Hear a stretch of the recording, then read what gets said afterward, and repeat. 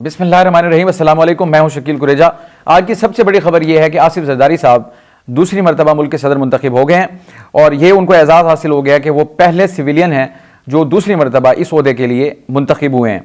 तो आज का जो इलेक्शन था, आसिफ जरदारी साहब को मिले 411 वोट और जो उनके मद्दे मुकाबिल थे अपोजिशन के नामजद उम्मीदवार महमूद खान अचकजई साहब, उनको 181 वोट मिले और इस तरह आसिफ जरदारी साहब भारी अक्सरियत से जीत कर दोबारा सदर मुंतखब हो गए हैं। जो इस वक्त इलेक्टोरल कॉलेज है सदर के इंतखाब का, उसके आदाद व शुमार भी आपके सामने रखते हैं।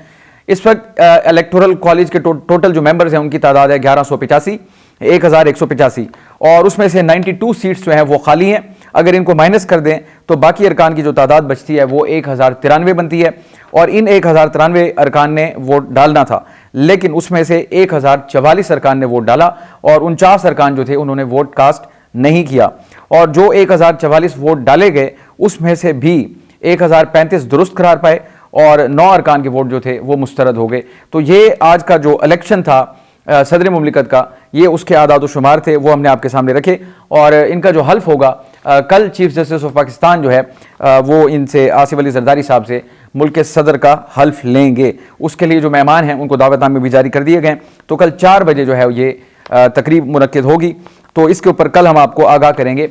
आज मौका है, उसी मुनासबत से एक चीज़ मैं आपके सामने रखना चाहता हूँ कि पीपल्स पार्टी को जब भी कोई बड़ी कामयाबी हासिल होती है, वो विफाक में हो या सिंध में हो या कहीं भी हो, तो एक नारा आपको ज़रूर सुनने को मिलता है और वो नारा होता है एक जरदारी सब पे भारी। आज भी ये नारे लगे और इससे कभी भी हम ईवान में सुनते रहे और सिंध असम्बली के अंदर भी सुनते रहे। तो आखिर ये मंत्रा है क्या? कुछ अवामिल आपके सामने रखते हैं हम, उससे हमें आइडिया होगा कि इससे आसिफ जरदारी की भारी होने का क्या मतलब है। सबसे पहली बात अगर सिंध से शुरू करें, पाकिस्तान पीपल्स पार्टी मुतवातर इस मरतबा चौथी मरतबा सिंध के अंदर उन्होंने हुकूमत बनाई है। तो मेरा ख्याल है ये एक रिकॉर्ड है, इससे कबल किसी भी पार्टी ने मुतवातर 4 मरतबा हुकूमत नहीं बनाई। तो एक तो ये आ गई। जरदारी साहब आपको पता है बड़े एक तवील अरसे से पीपल्स पार्टी को चला रहे हैं। मोहतरमा की शहादत के बाद पीपल्स पार्टी उन्हीं को चली गई और उसके बाद से वो इसको चला रहे हैं। तो चौथी मरतबा सिंध की हुकूमत एक फैक्टर हो गया और जो इस मरतबा उन्होंने सिंध में हुकूमत बनाई वो 2/3 अक्सरियत से बनाई है। ये भी उनका एक एजाज़ है। अब उनको किसी किस्म की कोई मोहताजी नहीं है। तो सिंध जो है वो मतलब डेडिकेटेड है, उन्हीं का ही है। तो वहाँ उनका बज़ाहिर लग रहा है कि कोई कॉम्पिटिटर है ही नहीं। अगरचे इस मरतबा MQM जो है उसने कराची और हैदराबाद से बड़ा अच्छा मैंडेट लिया, लेकिन सिंध बहैसियत मजमूई उसके ऊपर पाकिस्तान पीपल्स पार्टी जो है उसकी बड़ी ज़बरदस्त गिरफ्त है। तो ये दूसरा फैक्टर हो गया जरदारी, एक जरदारी सब पे भारी का। और अगर आ जाए विफाक की जानिब, तो विफाक के अंदर इस वक्त 3 जमातें हैं। पाकिस्तान पीपल्स पार्टी है, नून लीग है और पाकिस्तान तहरीक इंसाफ है। तो कोई भी पार्टी पीपल्स पार्टी के बगैर हुकूमत नहीं बना सकती। अगर आसिफ जरदारी साहब अपना वजन डाल देते तहरीक इंसाफ में तो उनकी हुकूमत बन जाती। अब आसिफ जरदारी साहब ने अपना वजन डाल दिया है नून लीग में, तो विफाक के अंदर उनकी हुकूमत बन गई। तो इससे आप उनकी अहमियत का अंदाज़ा लगाएं कि विफाक की हुकूमत उनके बगैर नहीं बन सकती। तो विफाक की हुकूमत जो थी वो भी इनकी मोहताज थी। अब अगर आ जाए बलूचिस्तान के अंदर, जो भी सूरत हाल रही पीछे, लेकिन इस वक्त पाकिस्तान पीपल्स पार्टी ने वहाँ पे हुकूमत बनाई। अगरचे वो इत्तेहादी है, लेकिन जो उसके वज़ीर आला हैं मीर सरफराज बुगटी साहब, उनका ताल्लुक पाकिस्तान पीपल्स पार्टी से है और अब उन्होंने वहाँ भी हुकूमत बना ली आसिफ जरदारी साहब ने बलूचिस्तान में।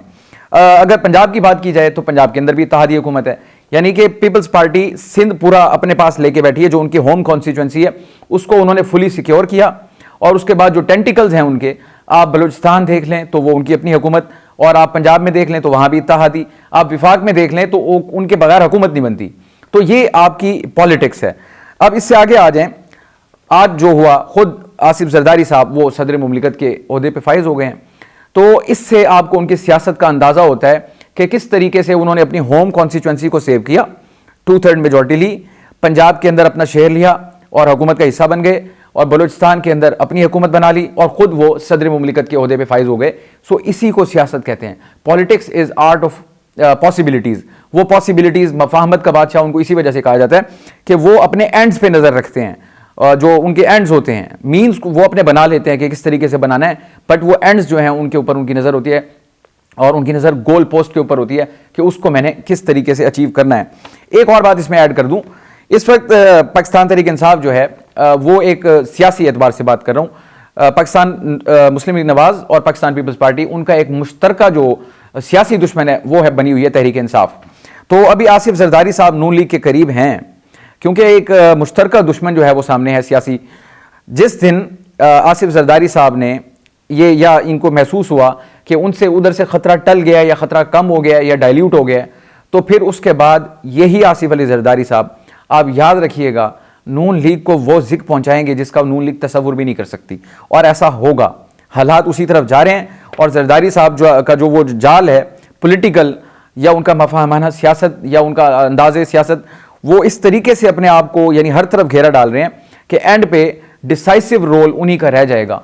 अब इससे आप अंदाज़ा लगाएं कि इनकी होम कॉन्स्टिट्यूंसी सेफ है बिल्कुल पाकिस्तान पीपल्स पार्टी की, और वो 2/3 मेजॉरिटी के साथ वहां पे हुकूमत बना चुके हैं।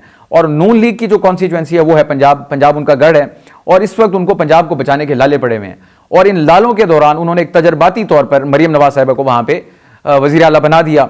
अब वो मैंने पिछली आपको अर्ज किया था उसमें कि वो भी पुलसरात से ही गुजर रही हैं, और उनका ज़रा सा बैलेंस आउट होता है तो फिर पता नहीं वो कहाँ जाएंगी और नून लीग कहाँ जाएगी। और जो ये रिजल्ट थे वो नून लीग के लिए अलार्म बेल्स तो हैं। अब वो देखते हैं कि उन अलार्म बेल्स को जो रेड हैं उनको ग्रीन कैसे कर सकते हैं, अगर वो कर भी सकते हैं या नहीं कर सकते। तो इसके ऊपर भी हम आने वाले दिनों में आपको आगाह करते रहेंगे। तो एक जरदारी सब पे भारी, ये वो मंत्रा है कि सिंध के अंदर मुसलसल चौथी हुकूमत और 2/3 मेजॉरिटी के साथ इस मरतबा, बलूचिस्तान के अंदर उनकी हुकूमत, पंजाब के अंदर वो इत्तेहादी, विफाक के अंदर हुकूमत इनके बगैर नहीं बनती और इस वक्त भी वो इत्तेहादी हैं, और सदर मुमलिकत का ओहदा भी उन्होंने अपने पास रखा है। तो इसको कहते हैं एक जरदारी सब पे भारी। इसके अलावा आज एक बड़ी खुशाइन तब्दीली जो मैंने, पाकिस्तान की सियासत जो है वो बड़े तवील अरसे से एक यानी शिद्दत का शिकार है, जिसमें तनाव जो है वो कम नहीं हो रहा, मुसलसल बढ़ रहा है, अदम बर्दाश्त मुसलसल बढ़ रहा है। ना सिर्फ ऊपर लीडरशिप में बल्कि नीचे जो कारकुन हैं उनके अंदर भी वही टेम्परेचर है, उनकी पल्स भी उसी तरह चल रही है जैसे ऊपर वालों की चल रही है। लेकिन इस दौरान आज एक जिसको कहते हैं एक हवा का ताज़ा झोंका, वो था महमूद अजगज़ई साहब का जो एक रोल था। बावजूद इसके कि उनको शिकस्त हुई, या बावजूद इसके कि उनको इल्म था कि वो जीत नहीं सकते, लेकिन उसके बाद जो उनका जेस्चर था, जो उनकी गुफ्तगू थी, मैं ज़ाती तौर पे उनसे बड़ा इंप्रेस हुआ और मैं उनको सल्यूट करता हूँ। इस किस्म की एक सियासी रवादारी की हमें ज़रूरत है। हर पॉलिटिकल पार्टी को, मेरे नज़दीक आज उन्होंने एक मिसाल कायम की है at the highest level. Pakistan में सबसे बड़ा इंतखाब जो होता है वो सदर मुमलिकत का होता है, और सदर मुमलिकत का हारने वाला जो उम्मीदवार है, अगर वो ये अंदाज अपना रहा है तो ये काबिल सताइश है। हम इनको सताइश करते हैं और इनको बतौर रोल मॉडल हम इसको प्रोपेगेट भी करेंगे, और चाहेंगे कि आने वाले जो सियासतदान हैं या मौजूदा सियासतदान हैं वो इस किस्म के रवैयों को इख्तियार करें, ताकि एतदाल पैदा हो, रवादारी पैदा हो, और रास्ते निकलें, कौम और मुल्क इनकी मुश्किलात कम हो। ऐसा उन्होंने क्या कर दिया जिसकी मैंने इतनी तमहीद बांधी। उन्होंने ये कहा कि सदारती इलेक्शन बड़े अच्छे माहौल में हुए, और पहली बार सदारती इलेक्शन में ना कोई वोट बिका और ना किसी ने खरीदा। ये कौन कह रहा है? हारने वाला उम्मीदवार। ये बहुत बड़ी बात है। इसके अलावा उन्होंने कहा मुल्क में नए दौर का आगाज है कि खरीदो फरोख्त नहीं हुई। सबसे बड़ी बात जो मैं अब बताने जा रहा हूं वो ये थी, मैं आसिफ जरदारी को मुबारकबाद देने गया था मगर वो मौजूद नहीं थे, लेकिन मैं पाकिस्तान पीपल्स पार्टी के जो अरकान हैं उनको मुबारकबाद दे आया हूं। तो सर मैं एक बार फिर सलूट करता हूं अजगज़ई साहब आपको। अल्लाह ताला हमारे जितने भी दीगर सियासतदान हैं उनको तौफीक दे कि वो इस किस्म के रवैये को अपनाएं, और जो शिद्दत है सियासत के अंदर उसमें कमी वाक़ हो, रवादारी का जो कल्चर है वो परवान चढ़े, और जो उसमें एक तनाव है उसमें भी कमी आए। तो मैंने लाजमी समझा कि मेरी टेक इसके ऊपर बहुत ज़रूरी है, और मैं एक बार फिर उनको सलूट करता हूँ। एक और बड़ी तशवीशनाक खबर आउट ऑफ द ब्लू, मतलब कोई तवक्को उस चीज़ की नहीं थी, लेकिन बहुत बड़ी तशवीशनाक खबर है। उसके दो इंपॉर्टेंट पहलू हैं, वो भी मैं आपके सामने रखूँगा। आज शेर अफजल मरवत साहब उन्होंने एक प्रेस कॉन्फ्रेंस की, और उनके साथ मौजूद थे उस टॉक में जनाब असद कैसर साहब जो कि साबिक स्पीकर हैं नेशनल असम्बली के, और इसके अलावा साहबजादा हामिद रज़ा साहब जो कि चेयरमैन हैं सुन्नी इत्तेहाद काउंसिल के, और इसके अलावा थे शहरियार आफरीदी साहब। सो इन लोगों की मौजूदगी में ये इनके सराउंड किए हुए थे और ये दरमियान में खड़े थे शेर अफजल साहब। उन्होंने एक दावा किया। उनका दावा ये है कि उनके एक MNA की जानिब से उनको कुछ सबूत, कुछ एविडेंस ऐसी दी गई है जिसमें कोई कॉल रिकॉर्डिंग्स भी हैं, और उसके अंदर खुदा न खास्ता जो उनके अल्फाज हैं मैं वो बयान कर रहा हूँ, उनके कत्ल का मंसूबा बनाया जा रहा है, और वो प्लान जो है मरियम नवाज के कहने पे बनाया जा रहा है। और उससे भी ख़तरनाक बात यह है कि उसके लिए जो उनकी अदायगी है पैसों की इस ज़िमन में वो भी कर दी गई है $1 लाख। तो ये इंतहाई ख़तरनाक इल्ज़ाम है इनकी जानिब से, शेर अफजल मरवत साहब की जानिब से। अब इसके दो अहम नुक्ते जो मैंने अर्ज़ किया था मैं रखूँगा। नंबर एक, इस वक्त मरीम नवाज जो हैं उनके ऊपर तो इल्ज़ाम आ गया, जो इस वक्त एक सूबे की चीफ एग्जीक्यूटिव हैं, वज़ीर आला हैं वो, और उनके ऊपर एक संगीन इल्ज़ाम के वो यानी प्लान बन चुका है, उसमें मरीम नवाज का जिक्र आ रहा है और इनके मर्डर की जो रकम है यानी वो भी अदा कर दी गई है, और यानी $1 लाख, और ये इसके अंदर उन्होंने कोई नाम लिया, साउथ अफ्रीका का भी नाम लिया, दुबई का भी नाम लिया और जिंदाल का भी नाम लिया। सो उनके पास या तो कोई ऐसे सबूत हैं, उनका दावा है कि उनके पास सबूत मौजूद हैं, और वो जो मजाज फोरम होगा अदालती उसके ऊपर वो इसको रखेंगे भी सही। दो अहम नुकात जो मैंने आपको बताने थे, नंबर एक, शेर अफजल मरवत साहब ने खुद को वल्नरेबल बना लिया। वल्नरेबल इसलिए कि वो एक पॉलिटिकल रहनुमा भी हैं, जो शीले भी हैं, और जो दुश्मनियाँ भी होती हैं सियासत के अंदर, और फिर इलाकाई मसाइल भी होते हैं बहुत सारे। पश्तून इलाकों में हमने देखा है दुश्मनियाँ बड़ा तवील अरसा चलती हैं।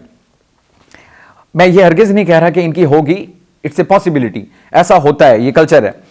तो अब अगर खुदा ना करे मेरे मुंह में खाक, अगर इनका कोई दुश्मन इस मौके से फ़ायदा उठाता है, यानी दुश्मन के लिए तो मौका बन गया कि आपने एक बंदे को नॉमिनेट कर दिया कि अगर मुझे कुछ भी होता है या मैं खुदा न खासा मेरे ऊपर अटैक होता है, आपने आकर पूरे मीडिया को, पूरे कौम को, पूरी दुनिया को बता दिया कि इन्होंने मेरी प्लानिंग कर ली है और ये मेरे ऊपर हमला करेंगे और ये मुझे कत्ल करवाएंगे और उसकी अदायगी भी हो चुकी है।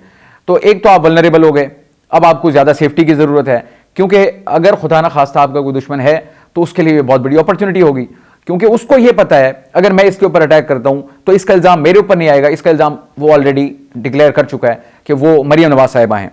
तो आपने अपने आप को वल्नरेबल कर लिया है। मेरी रिक्वेस्ट होगी कि वो अपनी सिक्योरिटी जो है, अपनी सेफ्टी जो है उसको इंश्योर करें। इस इल्ज़ाम के बाद अपनी जो वल्नरेबिलिटी है उसको कम करने के लिए आपको फिर अपने आप को यानी मजीद सिक्योर करना पड़ेगा। एक तो ये होगा। मरीम नवाज साहिबा, उनके ऊपर इल्ज़ाम है, अब इस इल्ज़ाम से धुलने के लिए इस इल्ज़ाम की तहकीकात बहुत ज़रूरी हैं, और एट द हाईएस्ट लेवल मेरी ये तजवीज़ होगी कि मरीम नवाज साहिबा खुद कह दें कि आप तहकीकात करवाएं, जो मजाज फोरम है जहाँ पे सबूत रखे जा रहे हैं वहाँ रखें, और दूध का दूध पानी का पानी हो जाए। तो अल्लाह पाक हमारे शेर अफजल मरवत साहब जो हैं बड़े ही अच्छे इंसान हैं, नफीस इंसान हैं, ठीक है वो ज़रा एग्रेसिव हैं लेकिन बहुत ज़बरदस्त शानदार इंसान है। मेरी उनसे मुतादिद मुलाकातें भी रहीं और शोज़ में भी आते हैं वो। तो मेरी दुआ भी है अल्लाह पाक उनको सेहत के साथ लंबी उम्र अता फरमाए और ये किसी किस्म का ऐसा खदशा जो है उनके करीब भी ना आए। और मरीम नवाज साहिबा इल्ज़ामात की तहकीकात ज़रूर होनी चाहिए ताकि वो इससे बरी हों। अगर इसमें कोई सदाकत है तो फिर सज़ा, और अगर इसमें सदाकत नहीं है तो फिर शेर अफजल मरवत साहब को अपने इल्ज़ाम की माफ़ी मांगनी चाहिए। ये तो आज की खबरें थी। अब कल का दिन जो है वो बड़ा इंपॉर्टेंट है। कल के दिन दो एक्टिविटीज़ होंगी और वो दोनों जिसको कहते हैं पोल्स अपार्ट, एक तरफ सदर मुमलिकत का हल्फ हो रहा होगा और दूसरी तरफ पाकिस्तान तहरीक इंसाफ मुल्क भर में एहतजाज कर रही होगी। यानी सदर मुमलिकत का हल्फ और तहरीक इंसाफ का मुल्क भर में एहतजाज। वो एहतजाज इसके ऊपर नहीं कर रहे, वो एहतजाज दो चीज़ों के ऊपर कर रहे हैं। वो धांधली और जो उनकी मखसूस नशिस्तें हैं जो इलेक्शन कमीशन ने उनसे लेकर दीगर जमातों में तकसीम कर दी हैं। तो जो कल की सूरत हाल होगी उससे इंशाअल्लाह हम आपको कल आगाह करेंगे। और मेरा ख्याल है आज के लिए इतना काफ़ी होगा। आप हमारी वीडियोज़ को लाइक कर सकते हैं, चैनल को सब्सक्राइब कर सकते हैं और अपनी राय भी कमेंट के ज़रिए हमें दे सकते हैं। मुझे इजाज़त दीजिए, आपसे कल मुलाकात होगी। अल्लाह हाफ़िज़।